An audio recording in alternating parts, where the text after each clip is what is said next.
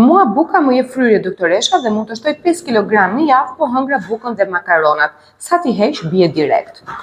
Një ndër parimet e dietës së balancuar është të marrit të gjitha grupeve ushqimore, edhe karbohidrat, edhe protein, edhe yndyrn dhe patjetër mikronutrientët së bashku me ujin. Ajo çfarë ne gabojmë është marrja me teprit. Sigurisht, unë jam ndër ato dietologe që kur nuk jam kundër konsumit të bukës apo të makaronave, por gjithmonë në sasinë e caktuar, në frekuencat javore të caktuara, dhe ajo çfarë është më shumë e rëndësishme është buka integrale, makaronat integral. Dhe kur I themi frekuencës ditore, absolutisht që brenda ditës ti duhet të konsumosh bukë, por të mos mos e kombinosh bukën me pataten, për shembull.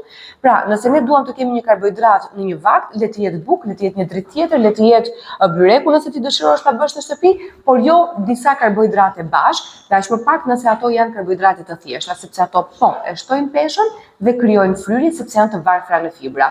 Nëse marrim karbohidrate të plota, pra integrale si bollgur, kuskus, quinoa, buka e zezë, makaronat integrale, orizi, kafë e të tjera, këto kanë fibra, e krijojnë ngopjen më shpejt dhe nuk e lejojnë fryrjen që të ndodhë.